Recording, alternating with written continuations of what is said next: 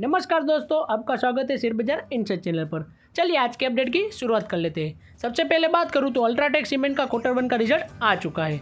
तो चलिए कंपनी के नंबर्स देख लेते हैं। कंपनी के सेल्स की बात करूं तो पिछले साल क्वार्टर 1 में थी 18,819 करोड़, जो इस साल हो चुकी है 21,275 करोड़ रुपीज़। यानी कि कंपनी की ईयर ऑन ईयर बेसिस पर सेल्स तो बढ़ी है करीब 13% के अराउंड। और कंपनी की क्वार्टर ऑन क्वार्टर बेसिस पर सेल्स देखें तो उसमें करीब 7.7% की गिरावट रही है। कंपनी के नेट प्रॉफिट की बात करें तो पिछले साल था 1,493 करोड़, जो इस साल हो चुका है 2,221 करोड़ रुपीज़। यानी कि कंपनी का सेल्स नेट प्रॉफिट भी बढ़ा है ईयर ऑन ईयर बेसिस पर करीब 48.76%, यानी कि काफ़ी अच्छी तेज़ी रही है ईयर ऑन ईयर बेसिस पर कंपनी के नेट प्रॉफिट में। और क्वार्टर ऑन क्वार्टर बेसिस पर कंपनी का नेट प्रॉफिट डाउन रहा है 10% के अराउंड, यानी कि कंपनी का नंबर तो ठीक ठाक रहा है। इसी वजह से अल्ट्राटेक के स्टॉक प्राइस में आज करीब कोई 0.50% की अच्छी तेज़ी रही थी। नेक्स्ट बात करें इटर्नल यानी कि जोमेटो, दोनों कंपनी का नाम सेम ही है मगर नाम चेंज कर दिया, इसलिए अब इसको इटर्नल कहते हैं।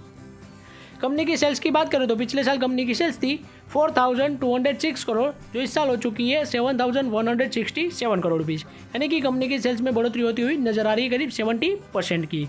और क्वार्टर ऑन क्वार्टर बेसिस पर बात करूँ तो उसमें भी 22% की अच्छी तेज़ी रही है सेल्स में। नेट प्रॉफिट की बात करें तो कंपनी का नेट प्रॉफिट पिछले साल था 253 करोड़, जो इस साल कम होकर हो चुका है करीब 25 करोड़ रुपीज़। यानी कि कंपनी के नेट प्रॉफिट में करीब 90% की गिरावट देखी गई है। And quarter on quarter basis पर बात करूँ तो उसमें भी गिरावट देखी गई है, करीब 35% की गिरावट देखी गई कंपनी के नेट प्रॉफिट में भी। इस वजह से कंपनी के स्टॉक प्राइस में आज करीब 7% की अच्छी तेज़ी रही, 7.5% की तेज़ी रही है, क्योंकि इन्वेस्टर को शायद या फिर कोई ब्लॉक डील साइन होगी, इस वजह से जो ट्रेडर है उसकी वजह से आज करीब 7.5% की तेज़ी रही है। बाकी कंपनी का रिजल्ट तो इतना कुछ अच्छा नहीं आया है। नेक्स्ट बात करूँ ओबेरॉय रियलिटी, यानी कि रियलिटी सेक्टर से काम करने वाली कंपनी है, उनका भी ईयर ऑन ईयर बेसिस पर कंसोलिडेटेड स्टेटमेंट हम देख लेते हैं। नेट प्रॉफिट की बात करें तो करीब 27.9% की गिरावट रही है कंपनी के नेट प्रॉफिट में। पिछले साल था 585 करोड़, जो इस साल हो चुका है 421 करोड़ रुपीज़। एंड कंपनी के रेवेन्यू की बात करें तो उसमें भी करीब 29.7% की गिरावट देखी गई है। कंपनी का रेवेन्यू पिछले साल क्वार्टर 1 में था 1405 करोड़, जो इस साल हो चुका है 988 करोड़ रुपीज़। यानी कि कंपनी के रेवेन्यू एंड नेट प्रॉफिट दोनों में ही गिरावट देखी गई है। अब देखते हैं कंपनी के स्टॉक प्राइस में इसकी क्या इम्पैक्ट होती है। नेक्स्ट बात करूँ हेवेल्स इंडिया कि उनके भी नेट प्रॉफिट की बात करें तो करीब 14.5% की गिरावट रही है कंपनी के नेट प्रॉफिट में। पिछले साल कंपनी का नेट प्रॉफिट था 411 करोड़, जो इस साल हो चुका है 352 करोड़ रुपीज़। यानी कि कंपनी के नेट प्रॉफिट में गिरावट होती हुई नजर आ रही है। रेवेन्यू की बात करें कंपनी का तो उसमें भी 6.2% की गिरावट रही है। पिछले साल कंपनी का रेवेन्यू था 5,798 करोड़, जो इस साल हो चुका है 5,438 करोड़ रुपीज़। यानी कि कंपनी के रेवेन्यू में भी फॉल होता हुआ नजर आ रहा है। इनके भी स्टॉक के प्राइस के ऊपर इनकी नेगेटिव इम्पैक्ट होती हुई नजर आएगी। नेक्स्ट बात करूँ तो टाटा सन्स अपना जो 23 करोड़ रुपीज़ का सेल्स बेच सकता है किसके अंदर, तो कि टाटा कैपिटल के अंदर। क्योंकि टाटा कैपिटल का आप सबको पता ही होगा कि आने वाले कुछ समय में आईपीओ आने वाला है। इस वजह से जो टाटा सन्स है उनकी पेरेंट कंपनी वो अपना 23% का हिस्सा बेच सकती है इस आईपीओ के अंदर, ऐसी रिपोर्ट्स आ रही है।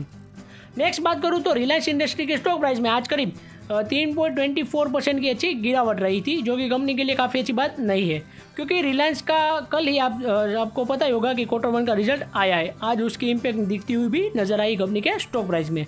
इन्वेस्टर को कंपनी का रिजल्ट क्यों अच्छा नहीं लगा है और कंपनी के स्टॉक प्राइस में क्यों गिरावट हुई है, चलिए देखते हैं। रिलायंस इंडस्ट्रीज ने क्वार्टर 1 के नंबर जारी किए थे, उसके अंदर नेट प्रॉफिट में काफ़ी अच्छी तेज़ी रही थी। करीब 30,783 करोड़ का कंपनी ने नेट प्रॉफिट क्वार्टर 1 में दिखाया था। क्योंकि सिग्निफिकेंट इतना बड़ा बूस्ट क्यों आया नेट प्रॉफिट में, तो उन्होंने जो अपना एशियन पेंट का बिजनेस में स्टेक था उनको बेचा है 8,924 करोड़ रुपीज़ में। इसी वजह से कंपनी का नेट प्रॉफिट इतनी ज़्यादा तेज़ी से बढ़ा था, करीब 30,000 करोड़ तक पहुंच चुका था। और कंपनी का यह 8,924 करोड़ जो एशियन पेंट से आया है कंपनी का जो नेट प्रॉफिट में, उसी वजह से कंपनी के इन्वेस्टर को इसकी इम्पैक्ट अच्छी नहीं लगी है, क्योंकि कंपनी ने इतना ज़्यादा कोई पैसा कमाया नहीं है, करीब एशियन पेंट से ही 9,000 करोड़ रुपीस आए हैं उनके नेट प्रॉफिट में। इसी वजह से इन्वेस्टर को इतना अच्छा नहीं लगा है कंपनी का रिजल्ट। इस वजह से कंपनी के स्टॉक प्राइस में आज करीब 3.24% की गिरावट रही है। रिलायंस इंडस्ट्री का नेट प्रॉफिट हम एक्चुअली में बात करें तो करीब 70% आया था, मगर हम अगर इसको एडजस्टमेंट करें एशियन पेंट के स्टॉक प्राइस के तो करीब 24% की अच्छी, खराब रिजल्ट नहीं कहला जाएगा। 94% अच्छी ग्रोथ है नेट प्रॉफिट में रिलायंस इंडस्ट्री के हिसाब से। अब देखते हैं आने वाले दिनों में क्या होता है क्या नहीं। आज की वीडियो हमारी यहीं तक थी। ऐसे ही वीडियोस देखने के लिए हमारे चैनल को सब्सक्राइब कीजिए और बेल आइकन को ऑन करना मत भूलिएगा। Thanks for watching.